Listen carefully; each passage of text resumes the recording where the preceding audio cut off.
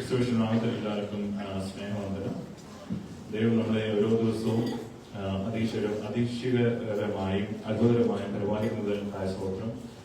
നമ്മളെയും നമ്മളെ സ്നേഹിക്കുന്നവരെയും അവിടുന്ന് ഓർക്കുകയും അവിടുന്ന് നമ്മുടെ പാവത്തിന് തക്കവണ്ണം നമ്മളോട് പ്രതികാരം ചെയ്യാതെ നമ്മളോട് മഹാദൈവമായിരിക്കുന്ന ദൈവമാക്കിയ സ്തോത്രം ചെയ്യുന്നു. ഇന്ന് ദൈവം നമുക്ക് അനുഗ്രഹീതമായ സങ്കീർത്തനം 74 ഒരുമിച്ച് പാടുവാൻ തക്കമുള്ള അവസരം നൽകിയല്ലോ. കുറച്ച് നിമിഷം ഇതിന്റെ ഒരു 1-2 സെക്കൻഡ്സ് മാത്രമേ എടുക്കത്തുള്ളൂ. പെട്ടെന്ന് അതിന്റെ ഒരു പശ്ചാത്തലം കൂടെ നമുക്കൊന്ന് ചേർന്ന് ചിന്തിക്കാം. 24-ാം സങ്കീർത്തനം എഴുതിയത് ദാവീദാണ്. ആ പശ്ചാത്തലം പറയുന്നത് ദാവീദ് ഇസ്രായേലിന്റെ രാജാവ് ആയ ശേഷം യെരൂശലേം പുതുക്കി പണിയും അതിന്റെ കോട്ടകൾ വളരെയധികം ബലപ്പെടുത്തുകയും അതിന് വാതിലുകൾ വെക്കുകയും ബലമുള്ള വാതിലുകൾ, അതിന് ശേഷം താൻ ദൈവത്തിൽ നിന്നുള്ള അരുളപ്പാടനുസരിച്ച് സിയോൻ പർവ്വതത്തിൽ ദൈവത്തിന്റെ ആലയം സിയോൻ പർവ്വതത്തിന്റെ മുകളിൽ ദൈവത്തിന്റെ ആലയം പണിയുവാൻ തക്കമാണ് ദാവീദിന് അരുളപ്പാടുണ്ടായിരിക്കും. അതനുസരിച്ച് പുരോഹിതന്മാരും ദാവീദും അവരെല്ലാരും കൂടെ ദൂരത്തു നിന്നും യഹോവയുടെ പെട്ടകം കൊണ്ടുവരുന്ന ഒരു സാഹചര്യത്തിൽ താൻ എഴുതിയ ഒരു സങ്കീർത്തനമാണ് 24-ാം സങ്കീർത്തനം. നമുക്ക് അതിന്റെ 1-ാം വാക്യം നമുക്ക് ശ്രദ്ധയോടെ വായിക്കാം. ഭൂമിയും അതിന്റെ പൂർണ്ണതയും വളരെ വളരെ നമ്മൾ ചിന്തിക്കേണ്ട അർത്ഥവത്തായ വാക്യം നമുക്ക് ചിന്തിക്കേണ്ടതുള്ളത്. ഭൂമിയും അതിന്റെ പൂർണ്ണതയും അതിന്റെ നിവാസികളും ദൈവത്തിനുള്ളതാകുന്നു. അതായത് സകല ചരാചരങ്ങളും സസ്യങ്ങളും വൃക്ഷങ്ങളും പക്ഷികളും അതിലുപരി അതിനകത്ത് നിവാസികളായിരിക്കുന്ന ദുഷ്ടനും നീതിമാനും എല്ലാം ആർക്കുള്ളതാകുന്നു? ദൈവത്തിനുള്ളതാകുന്നു. അപ്പൊ നമ്മൾ ചിന്തിക്കും, നമുക്ക് മാത്രമേ വെയിൽ ലഭിക്കുന്നുള്ളൂ, നമുക്ക് മാത്രമേ മഞ്ഞ് ലഭിക്കുന്നുള്ളൂ, നമുക്ക് മാത്രമേ മഴ ലഭിക്കുന്നുള്ളൂ. അല്ല, ലോകത്തുള്ള സകല ചരാചരങ്ങൾക്കും ദൈവം നീതിയോടെ ഇതെല്ലാം ഒരുപോലെ നൽകുന്നു എന്നുള്ള കാര്യം നമുക്ക് വ്യക്തമാണ്. നമുക്ക് അടുത്ത വാക്യം വായിച്ചാലോ?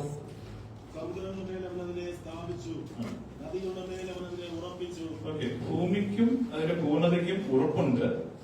പക്ഷെ ദൈവം അതിനെ അതിശയമായിട്ട് സ്ഥാപിച്ചത് എവിടാണ്? സമുദ്രത്തിന്റെയും നദികളുടെയും മുകളിലാണ് അതിനെ സ്ഥാപിച്ചിരിക്കുന്നത്. അപ്പം ഈ നദികൾക്കും സമുദ്രത്തിനും ഒരു പ്രത്യേകതയുണ്ട്. എന്താണ്? എപ്പോഴും അതിനകത്ത് എന്തുണ്ട്?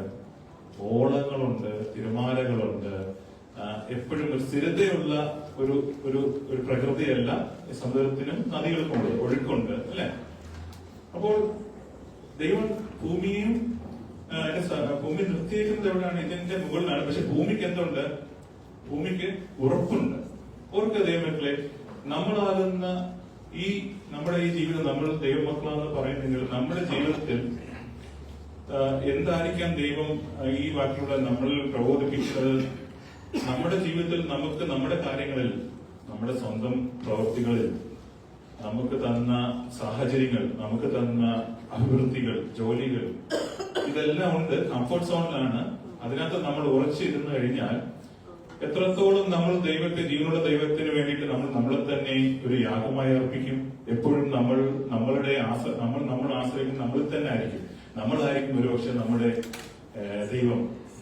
നമ്മൾ യഥാർത്ഥമായിട്ടുള്ള യഹോവയെ നമ്മൾ ഓർക്കാറുണ്ടോ? അങ്ങനെ ഒരു സാഹചര്യത്തിൽ നമ്മൾ കടന്നുപോയിക്കാറ്. നിങ്ങൾ അങ്ങനെ വിചിന്തനം ചെയ്യണമെന്ന് ഞാൻ പ്രബോധിപ്പിക്കുന്നു. അതിനുള്ള മറുപടി ദൈവം 3-ാമത്തെ വാക്യത്തിൽ വ്യക്തമായിട്ട് തന്നെ നൽകി തരുന്നുണ്ട്.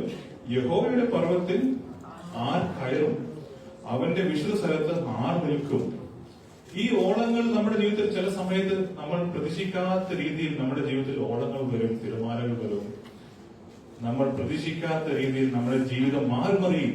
എന്തിന്? നമ്മുടെ അടുത്തുള്ള നമ്മുടെ സ്നേഹിതരുടെ ജീവിത അനുഭവങ്ങൾ നമ്മൾ കേൾക്കുമ്പോൾ, ഈ ലോകത്തിന്റെ അവസ്ഥകൾ കേൾക്കുമ്പോൾ, ഈ ഉറപ്പുള്ളായിട്ടുള്ള ലോകത്തിൽ എത്രത്തോളം ആഴങ്ങളിലും ഓളകളും തിരുമാലും ആടിയലയുന്ന ജീവിതങ്ങൾ നമ്മൾ കാണുന്നു. നമ്മുടെ ജീവിതത്തിൽ തന്നെ എത്രത്തോളം അവസ്ഥകളിലൂടെ നമ്മൾ കടന്നു പോകുന്നു. ഈ ഒരു അവസ്ഥയെ നമ്മളെ കൊണ്ടെത്തിക്കാൻ ദൈവം കൊണ്ട് വരുന്നത് എന്തിനാണ്? നമ്മളോട് തന്നെ ദൈവം ചോദിക്കുകയാണ്, എന്താണ്? ഈ പർവ്വതത്തിൽ നമ്മൾ നേരത്തെ ചിന്തിച്ചു, ആ ദൈവത്തിന്റെ മന്ദിരമിരിക്കുന്ന പർവ്വതത്തിന്റെ മുകളിൽ ആർ കയറും, അവന്റെ വിശുദ്ധ സ്ഥലത്ത് ആർ നിൽക്കും എന്നുള്ള ദൈവം ഉറ്റുനോക്കിയാണ്. നമ്മൾ നമ്മുടേതായിട്ടുള്ള ആ കംഫർട്ട് സോണിൽ ഇരുന്ന് കഴിഞ്ഞാൽ നമുക്ക് എത്രത്തോളം ആ പർവ്വതത്തിൽ കയറണമെന്ന് ദൈനംദിനം നമുക്ക് ആ പ്രാർത്ഥനയാകുന്ന ആ ആലയത്തിൽ ആ ഒരു പർവ്വതത്തിലേക്ക് ആ ദൈവത്തിന് വേണ്ടി പോരാടുവാൻ തക്കമുള്ള ആ ഒരു ഉദ്യമത്തിലേക്ക് നമ്മൾ എത്രത്തോളം നമ്മളെ തന്നെ എത്തിക്കാറുണ്ട് പ്രിയതമക്കളെ. അതുപരി നമ്മൾ ചിന്തിക്കാൻ അവന്റെ വിശുദ്ധ സ്ഥലത്ത് ആർ നിൽക്കും എന്നുള്ള ദൈവം നോക്കിയാണ്. നമ്മൾ 2 ദിനവാർത്താന്ന് 14 വാക്യം പറയുന്നത് ദൈവത്തിന്റെ കണ്ണ് തന്നിൽ ദൈവത്തിനായിരിക്കുന്നവർക്ക് വേണ്ടി എന്താണ് അതെ തന്നെത്താൻ ബലവാനാണെന്ന് കാണിക്കാൻ വേണ്ടിയിട്ടാണ്. അപ്പൊ നമ്മൾ എന്താണ് ചെയ്യുന്നത്? നമ്മൾ നമ്മുടെ ആ കംഫർട്ട് സോണിൽ ആ ഉറപ്പുള്ള നമ്മുടെ ജീവിതത്തിൽ നമ്മൾ അതിനകത്ത് ലയിച്ച് നമ്മൾ മുഴുകിയിരിക്കുകയാണ്. ദൈവം പക്ഷേ മേളിൽ നോക്കുന്നുണ്ട് നമ്മൾക്ക് വേണ്ടിയിട്ട്. നമുക്ക് ഈ രക്ഷ ദൈവം നൽകി തന്നു. നമ്മൾ എത്രത്തോളം ദൈവത്തിന് വേണ്ടി നമ്മളെ തന്നെ ഉപയോഗിക്കുന്നു. അപ്പോഴാണ് നമ്മുടെ ജീവിതത്തിൽ എന്താണ് വരുന്നത്? ആ ആഴങ്ങളിലുള്ള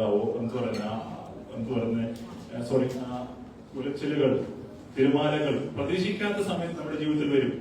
നമ്മൾ ചോദിക്കും, ദൈവം എന്തിന് എന്റെ ജീവിതത്തിൽ ഈ പ്രശ്നം വന്നു, ഈ കഷ്ടത വന്നു, എന്തിന് ഞാൻ തുടർമാനമായി എന്റെ ജീവിതത്തിൽ ഇങ്ങനെ കൊണ്ടുപോകുന്നു? ദൈവം നമ്മളെ സ്നേഹിക്കുന്നതുകൊണ്ട് മാത്രമാണ്. അത് ആ ഒരു തിരിച്ചറിവ് നമ്മുടെ ഉള്ളിൽ ദൈവം ഉദ്ദേശിക്കുന്നു. എന്തിനാ? ദൈവത്തിന്റെ പർവ്വതത്തിലേക്ക് നമ്മൾ എന്ത് ചെയ്യണം? നമ്മൾ കയറണം, വിശുദ്ധ പെട്ടകവുമായി കയറണം. അപ്പോൾ നമുക്ക് അടുത്തുള്ള ആർക്കാണ് ഈ പർവ്വതത്തിൽ കയറുവാൻ സാധിക്കുക? അതിന്റെ ഉത്തരം 4-ാം വാക്യത്തിൽ കിടപ്പുണ്ട്.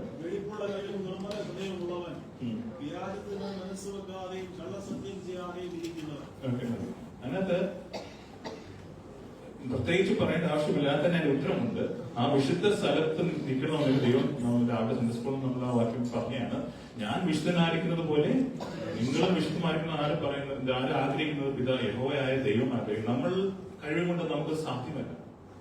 ദൈവം നമ്മൾ നടത്തുന്ന പരിശുദ്ധാത്മാവിൽ നമ്മളെ തന്നെ സമർപ്പിച്ച് നമ്മളെ തന്നെ വിശുദ്ധ യാഗമായി അർപ്പിച്ച് പരിശുദ്ധാത്മാവ് പറയുന്ന അനുസരിച്ച് ഒരു ജീവിതമാണ് ദൈവമക്കൾ നിന്ന് ദൈവം ആഗ്രഹിക്കുന്നത്. അപ്പോൾ തന്നെ 4-ാം വാക്യത്തിൽ വ്യക്തമായിട്ട് പറയുന്നു, നിന്റെ കൈ വെടിപ്പുള്ളതാവണം, നിന്റെ ഹൃദയം നിർമ്മലതയുള്ളതാവണം, നിന്റെ മനസ്സ് വ്യാജത്തിന് ഒരിക്കലും വായ തുറക്കരുത്, കള്ളസത്യം നീ ചെയ്യരുത്. ഓർക്ക 4 അവയവങ്ങൾ നമ്മുടെ ഉള്ളിൽ തന്നെ ഉള്ളത്. ഒന്ന് കൈ, കണ്ണ്, ഹൃദയം, മനസ്സ്, നാവ്. നമ്മുടെ യാക്കോബ് ലേഖനത്തിൽ വായിക്കുന്നുണ്ടല്ലോ, നാവ് എന്താണ്? തീ വരെ കൊണ്ടുവരുന്ന അതുപോലെ നമ്മൾ വായിക്കുന്നുണ്ട്. നമ്മൾ അല്ലെ വാക്കിലോട്ട് പോകണ്ട. നമ്മുടെ മനസ്സിനെ നമ്മൾ എന്ത് കാലോചിക്കുന്നു അതാണ് നമ്മുടെ ഹൃദയത്തിലേക്ക് നിറയുന്നത്. നമ്മുടെ ഹൃദയത്തിൽ എന്ത് നിറയുന്നോ അതാണ് നമ്മുടെ കണ്ണിലൂടെ നമ്മുടെ കയ്യിലൂടെയും നമ്മൾ പുറത്തു കൊണ്ടുവരുന്നത്. അപ്പൊ ഒരു കള്ളം ചെയ്യണമെന്നുണ്ടെങ്കിൽ ആദ്യമേ നമ്മുടെ മനസ്സിന്റെ ചിന്ത ആ ഒരു ഭാഗത്തോട്ട് പോയതിനു ശേഷമാണ് നമ്മൾ പ്രവൃത്തി പദത്തിലേക്ക് കൊണ്ടുവരുന്നത്. ദൈവത്തിനെ കുറിച്ച് ദൈവം ആഗ്രഹിക്കുന്ന തന്റെ മനസ്സിനെയും തന്റെ ചിന്തകളെയും ദൈവത്തിന്റെ വചനം കൊണ്ട് നമ്മൾ നിറയ്ക്കണം. ആ നിറയുന്ന മനസ്സിൽ നിന്ന് ഉള്ള ചിന്ത ഹൃദയത്തിലേക്ക് വരുമ്പോൾ അത് സത്യം മാത്രമേ പുറത്തു വരൂ. സത്യം പ്രവർത്തിക്കുന്ന ഒരു ദൈവത്തിന്റെ കൈയും കണ്ണും കാലും എല്ലാം സത്യം മാത്രമേ പ്രവർത്തിക്കത്തുള്ളൂ. അങ്ങനെയുള്ള ഒരു വ്യക്തി ജീവിതത്തിന് ദൈവം വിശുദ്ധനായി പരിവർത്തിക്കാൻ തുടങ്ങുന്ന, രൂപാന്തരപ്പെടുത്താൻ തുടങ്ങുന്ന ദൈവത്തിന് സാധ്യമാണ്. നമ്മൾ ദൈവത്തിന് വേണ്ടി നമ്മളെ തന്നെ സമർപ്പിക്കുക. ഇതിനൊന്നും നമുക്ക് ചെയ്യാൻ നമുക്ക് ശക്തിയില്ല, നമ്മൾ ഏതുമില്ല. നമ്മൾ ഇന്ന് ദൈവത്തിന്റെ കുഞ്ഞുങ്ങളാവണമെന്നുണ്ടെങ്കിൽ നമ്മളെ തന്നെ പരിപൂർണമായി നമ്മൾ സമർപ്പിക്കണം. പരിശുദ്ധാത്മാവ് ഹേമിക്കുന്നത് പോലെ തന്നെ നമ്മുടെ ജീവിതത്തിൽ നമ്മൾ പ്രവർത്തിക്കണം. വചനം എന്ന സത്യം നിന്ന് പാൽ കുടിച്ച് നമ്മൾ പക്വതയിലേക്ക് എത്തണം. ഒരു ശിശു താൻ ജനിച്ച നാൾ അവൻ അറിയത്തില്ല അവൻ എന്തോ ചെയ്യുന്നുള്ളൂ. പക്ഷെ അവൻ വളർന്നു വരുമ്പോൾ അവൻ ആ പക്വതയിലേക്ക് അവൻ എത്തും. അവന്റെ മാതാപിതാക്കൾ അവനെ വളർത്ത് ദേഹത്തിൽ വളർന്നു വരുമ്പോൾ അവനൊരു പക്വതയിലേക്ക് എത്തുന്നത് നമ്മൾ കാണുമ്പോൾ എത്രത്തോളം മാതാപിതാക്കളൊക്കെ നമുക്ക് എത്രത്തോളം ആ കുഞ്ഞിനെ ഓർത്ത് അഭിമാനം തോന്നും. അതുപോലെ തന്നെ ഓർക്കുക, ഈ സമയത്ത് നമുക്ക് ഉത്തമ ഉദാഹരണമാണ്. നമ്മൾ ഈ മലയിലേക്ക് നമ്മൾ കയറുമ്പോൾ, നമ്മൾ വിശുദ്ധ ജീവിതം നടത്തണമെന്ന് ആഗ്രഹിക്കുമ്പോൾ, നമ്മൾ മലയാണ്, അസെൻഡിങ് ആണ്, നമുക്ക് കയറുവാൻ നമ്മളെ കൊണ്ട് പറ്റത്തില്ല. നമ്മൾ കുറച്ച് കഴിയുമ്പോഴത്തേക്കും നമ്മൾ തളരും, നമ്മുടെ കാലുകൾ കഴിക്കും, നമ്മൾ ഡീഹൈഡ്രേറ്റ് ആവും, നമുക്ക് ഫാറ്റീഗ് ആവും, നമ്മൾ വേണ്ടാതെ വെക്കും. അപ്പോഴാണ് നമ്മൾ ഓടിയെത്തുന്നത് എവിടാണ്? നമ്മുടെ കൂട്ടായ്മയിലേക്ക്, ദൈവത്തിന്റെ കർത്താവേശുവിന്റെ ശരീരമാകുന്ന കൂട്ടായ്മയിലേക്ക്. ഇവിടെ പാടുന്ന പാട്ടുകൾ, ഇവിടെ വായിക്കുന്ന സങ്കീർത്തനങ്ങൾ, നമ്മുടെ കൂട്ടാളിൽ നമ്മളെ ചേർത്ത് പിടിക്കുന്ന നമ്മളെ സ്നേഹത്തോട് ചേർത്ത് നമ്മൾ നിർത്തുകയും നമ്മളെ ആശ്വസിപ്പിക്കുകയും ചെയ്യുന്ന ആ കൂട്ടായ്മയിലേക്ക് വരുമ്പോൾ അതിലൂടെ വചനം, ഇതിലൂടെ ദൈവം നമ്മളെ വീണ്ടും ഉത്തേജനം ചെയ്യുന്നു. എന്തിനാണ്? നിങ്ങൾ തളരുന്നില്ല, നിങ്ങൾ ഒറ്റയ്ക്കല്ല, നിങ്ങളെ ശക്തീകരിക്കുന്ന ശക്തനായ ദൈവം നമ്മുടെ കൂടെ ഉണ്ട്. പരിശുദ്ധാത്മാക്കൾ നടത്തും. നമ്മൾ വീണ്ടും ആ വിശുദ്ധ ജീവിതം നയിക്കുവാൻ തക്കോണം, ആ പർവ്വതത്തിലേക്ക് കയറുവാൻ തക്കോണം നമ്മുടെ ദൈവം പ്രോത്സാഹിപ്പിക്കുന്നു. നമ്മൾ നമ്മളെ തന്നെ സമർപ്പിക്കുക. അതിലുപരി നമ്മൾ വിശുദ്ധമായി നമ്മൾ ഈ കർത്തൃമേശയിലേക്ക് നമ്മൾ നമ്മുടെ കരകളെയും കൈയും നമ്മൾ നീട്ടുമ്പോൾ നമ്മൾ ഹൃദയത്തെ നമ്മൾ സമർപ്പിക്കുക. നമ്മൾ ഓർക്കേണ്ടതായിട്ടുണ്ട്, നമുക്ക് വേണ്ടി 33.5 വർഷം ഈ ലോകത്തിൽ ജീവിച്ച് 2000 വർഷം ജീവിച്ച് ആ സ്വർഗത്തിന്റെ സകല സൗഭാഗ്യം വെടിഞ്ഞ് താഴ്മയുള്ള വസ്ത്രം ധരിച്ച് ജീവിതം ധരിച്ച് നമുക്ക് വേണ്ടി ഭൂമിയിലേക്ക് ഇറങ്ങി വന്ന നമ്മുടെ കർത്താവായ യേശു, നമ്മുടെ അരുമനാഥൻ, നമ്മുടെ പ്രാണനാഥൻ നിങ്ങൾ ഓർക്കണമേ. പറയുന്നത് താനും വളർന്നു, തച്ചന്റെ മകനായി വളർന്നു. തന്റെ വളർത്തു പിതാവ് താൻ അശേഷം ഒരു നിമിഷം പോലും തന്റെ ഹിതത്തിനെ അവിടെ താൻ ചെയ്തിട്ടില്ല. താൻ വളർന്നു ബാലനായി, താൻ യുവാവായി, താൻ ഒരു അഡൽട്ടായി, താനും തന്റെ ജീവിതത്തിൽ നമുക്ക് അനുമാനിക്കാം കർത്താവും തച്ചന്റെ ജോലി ചെയ്തു കാണും, താനും ക്രയവിക്രയങ്ങൾ ചെയ്തു കാണും, കച്ചവടങ്ങൾ ചെയ്തു കാണും. പക്ഷെ അവിടെ എല്ലാം താൻ നീതിയോടെ തന്റെ ജീവിതം ഒരു നിമിഷം പോലും തന്റെ ഹിതത്തിനെ താൻ കൈക്കൊണ്ടില്ല. എല്ലാത്തിനും ദൈവത്തിന് വേണ്ടി താൻ കൊടുത്തു. തന്റെ യഥാർത്ഥ പിതാവായ തന്റെ യഹോവയ്ക്ക് വേണ്ടിയിട്ട് താൻ പറയുന്നതനുസരിച്ച് ചെയ്ത് പരിശുദ്ധാത്മാവ് തന്നെ പ്രേമിക്കുന്നത് പോലെ തന്നെ പ്രവർത്തിച്ചു. തന്റെ ഹിതത്തിനെ, തന്റെ ഇഷ്ടത്തിനെ, തന്റെ ഉള്ളിൽ നടക്കുന്ന ആ ഒരു യുദ്ധം, ആ കഷ്ടാനുഭവങ്ങൾ, ആ അപ്പം നമ്മൾ നുറുക്കുമ്പോൾ അതുപോലെ താൻ നുറുക്കി. തന്റെ പ്രാണനെ ആ രക്തം ഒഴുക്കുന്നത് പോലെ വിശുദ്ധമായിട്ടുള്ള രക്തം താൻ ഒഴുക്കി ക്രൂശിന്മേൽ നമുക്ക് വേണ്ടി യാഗമായി തീർന്നു. ഇന്ന് നമ്മളും നമ്മുടെ ഹിതത്തെ നമ്മൾ നോക്കുമ്പോൾ, നമ്മളെ പർവ്വതത്തിലേക്ക് കയറാനുള്ള ശ്രമം വരുമ്പോൾ, ഇങ്ങനെ ഏതെങ്കിലും എന്റെ ഹിതം ഞാൻ അതിൽ കോൺഫിഡന്റ് ആയിട്ട് ഞാൻ എന്നെ തന്നെ അതിൽ ഉന്നതയിലേക്ക് കൊണ്ടുപോയിട്ട് കർത്താവിൽ നിന്ന് അകന്നാണോ ഞാൻ ജീവിക്കുന്നത്? അതിനുശേഷമാണോ ഞാൻ ഈ പാനപാത്രത്തിലും ഈ അപ്പത്തിലേക്കും എന്റെ കൈകൾ നീട്ടുന്നത്? എന്റെ കൈ വെളിപ്പെടുന്നതാണോ? ദൈവം ചോദിക്കുന്നു. ഇതെല്ലാം ദൈവം കാണുന്നു. ദൈവമക്കളെ, നമ്മൾക്ക് ഈ കിട്ടിയ സൗഭാഗ്യം, ഈ വലിയൊരു സ്വർഗീയ പദവി എത്ര മഹത്തരമാണ്. നമ്മുടെ ജീവിതത്തിൽ ദൈവം നമ്മുടെ മുമ്പിൽ നടന്ന് കാണിക്കുന്നു. കുഞ്ഞുങ്ങളെ, എന്റെ കാൽച്ചുവടുകൾ നിങ്ങൾ അനുഗമിക്കുക, നിങ്ങളുടെ ഭാരങ്ങൾ എന്റെ മേൽ ഇട്ടുകൊള്ളുക. നമ്മുടെ ജീവിതത്തിൽ നമുക്ക് താങ്ങാനാവാത്ത ഒരു കഷ്ടതയും ദൈവം തരുന്നുള്ള വിശ്വാസം നമ്മൾ അതിൽ ഉറച്ചു നിൽക്കുക. നമ്മുടെ കൂട്ടാളികൾ കണ്ണിന് അടയ്ക്കുമ്പോൾ നമ്മളെ വിട്ട് പിരിയുന്നു, നമ്മളത് കാണുന്നു. നമ്മളതിൽ എന്താണ് പഠിക്കേണ്ടത്? ഇന്ന് ഞാൻ ആയിരിക്കുന്നത് എന്റെ കൈകളെ കള്ളം ചെയ്യാനാണോ ഞാൻ ഉപയോഗിക്കുന്നത്? എന്റെ നാവിനെ വക്രത പറയാനാണോ ഞാൻ ഉപയോഗിക്കുന്നത്? എന്റെ ചിന്തകളെ എനിക്കിഷ്ടമുള്ളത് ചെയ്യാനാണോ ഞാൻ ഉപയോഗിക്കുന്നത്? എന്റെ നാവിനെ, എന്റെ ഹൃദയത്തെ, എന്റെ മനസ്സിനെ, ആ ചിന്തകളെ നമ്മൾ ദൈവം ആഗ്രഹിക്കുന്നു. നമ്മൾ നമ്മുടെ വചനാടിസ്ഥാനത്തിൽ നമ്മൾ നമ്മുടെ ജീവിതം നയിക്കുക. പരിശുദ്ധാത്മാവ് അതിനെ നമ്മളെ ബലപ്പെടുത്തും. ഇതിനൊന്നും നമ്മുടെ സ്വന്തം ശക്തിയാൽ നമുക്ക് സാധ്യമല്ല. എല്ലാം പരിശുദ്ധാത്മാവ് ദൈവം നമ്മൾ നടത്തിത്തരും. നമ്മൾ വിശ്വസിക്കുകയാണ് വേണ്ടത്. നിർമ്മല ഹൃദയത്തോടെ നമ്മുടെ ജീവിതത്തിലേക്ക് ദൈവം ആഗ്രഹിക്കുന്നു. ഇനി 5ാം വാക്യത്തെ നമ്മുടെ ശ്രദ്ധയെ പെട്ടെന്നിരിക്കാം.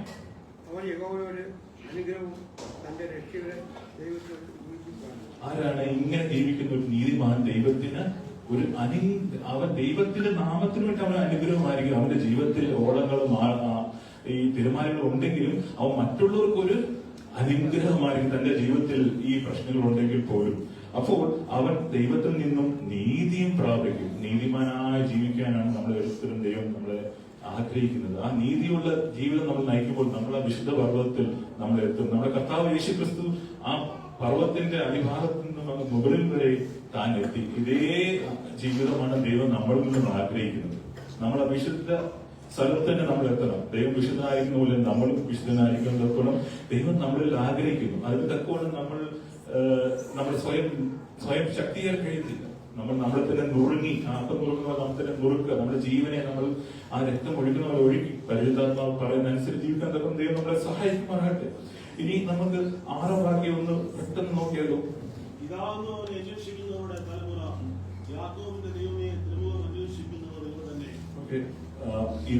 അവനെ അന്വേഷിക്കുന്ന ഒരു തലമുറ. എന്തുകൊണ്ട് യാക്കോബിന്റെ ദൈവമേ എന്നുള്ള ആ ഒരു യാക്കോബിനെ ഇവിടെ പറയുന്നു?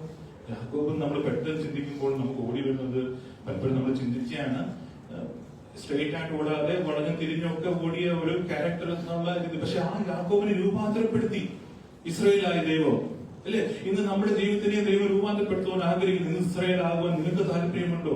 ഞാൻ ഇതാ നിങ്ങളുടെ അടുത്ത് തന്നെ ഉണ്ട്, നിങ്ങളുടെ തൊട്ടടുത്തുണ്ട്. നമ്മുടെ കർത്താവ് നമ്മുടെ അടുത്ത് നിൽക്കുന്നു, നമ്മളെ വിളിക്കുന്നു. നിന്റെ ഇഷ്ടം ആണോ നിനക്ക് ചെയ്യാൻ ആഗ്രഹം, അതോ നീ എനിക്ക് വേണ്ടി നിന്നെ തന്നെ സമർപ്പിക്കുവാൻ നീ ആഗ്രഹിക്കുന്നു എന്നുള്ള ചോദ്യമായിട്ട് ദൈവം നമ്മുടെ മുമ്പിൽ നിൽക്കുന്നു. ദൈവം രൂപാന്തരപ്പെടുത്തുവാൻ നമ്മുടെ അടുത്ത് നിൽക്കുന്നു. നമ്മൾ വൈകലിലെ പ്രിയ ദൈവമക്കളെ, ഇന്ന് നമുക്ക് 7, 8, 9, 10 ഒരുമിച്ച് വായിക്കാമോ? അത്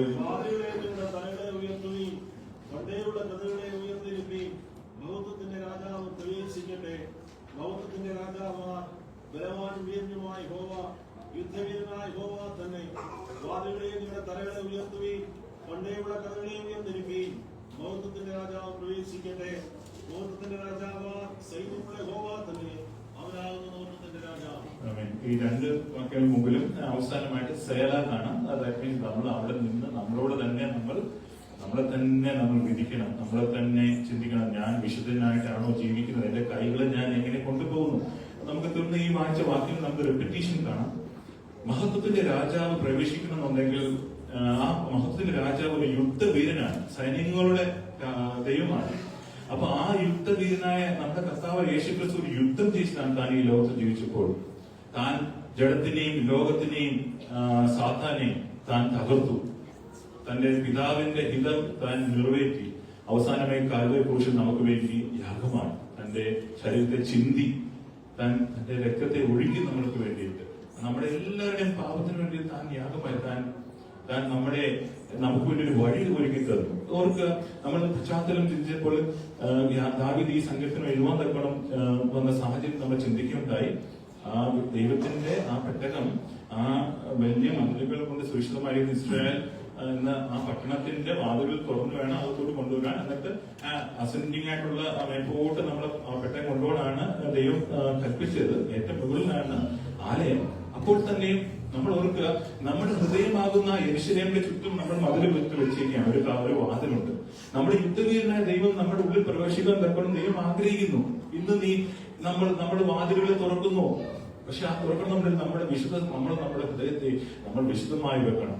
നമ്മുടെ ഹൃദയത്തെ, നമ്മുടെ ചിന്തകളെ, നമ്മുടെ മനസ്സിനെ കർത്താവ് യേശുക്രിസ്തുവിന്റെ വചനങ്ങളാൽ, ഈ വചനവും കർത്താവ് വായിച്ച അതേ വചനവും അതേ ആത്മാവും ദൈവം നമുക്ക് നൽകി തന്നിട്ടുണ്ട്. നമ്മുടെ ഹൃദയത്തെ അതുകൊണ്ട് നമ്മൾ നിറയ്ക്കണം. അങ്ങനെയാണെങ്കിൽ ഈ യുദ്ധവീരനായ ഈ സൈന്യങ്ങളുടെ മഹത്വത്തിന്റെ രാജാവ്, സൈന്യങ്ങളുടെ യഹോവ നമ്മുടെ ഹൃദയത്തിൽ വന്ന് ഇരുന്ന് നമുക്ക് വേണ്ടി യുദ്ധം ചെയ്യുവാൻ അവൻ തയ്യാറാണ്. ഈ ഒരുക്കം നമുക്കുണ്ടോ പ്രിയതമക്കളെ? ഇന്ന് കർത്തമേശയിലേക്ക് നമ്മൾ കൈഞ്ഞെത്തുമ്പോൾ നമ്മളൊരു പൂർണ്ണ സമർപ്പണമായി ഒരു പുതു സൃഷ്ടിയായി മാറുവാൻ തപ്പാൻ തുടർന്നുള്ള നിമിഷങ്ങൾ നമ്മൾ ജീവിക്കുമ്പോൾ, നമ്മൾ ഇനി അടുത്ത കൂട്ടായ്മകൾ വരുമ്പോൾ നമുക്ക് അടുത്ത ഒരു ഉത്തേജനം, ദൈവത്തിന്റെ ആ വഴിയിൽ തന്നെ നടക്കുവാൻ തക്കണമെന്നുള്ള ഒരു ആശ്രയ ബോധം നമുക്കാകുവാൻ തക്കണം ദൈവം ആഗ്രഹിക്കുന്നു. നമ്മളെ തന്നെ പൂർണ്ണമായി സമർപ്പിച്ച് നമ്മുടെ ദൈവശക്തൻ നമ്മുടെ ജീവിതത്തിൽ ഉണ്ടാകുന്ന ഏത് ബുദ്ധിമുട്ടിലും ദൈവം അറിയാതെയല്ല വരുന്നത് പ്രത്യേകം ഓർക്കുക. അത് വിശ്വസിക്കുക. ദൈവത്തിന് പരിപൂർണ്ണമായി സമർപ്പിച്ച് നമ്മളെ തന്നെ ഒരു വിശുദ്ധ യാഗമായി അർപ്പിക്കുന്നു. ദൈവം സഹായിക്കുവാനായിട്ട് ദൈവത്തിന്റെ നാമത്തിന് മാത്രം.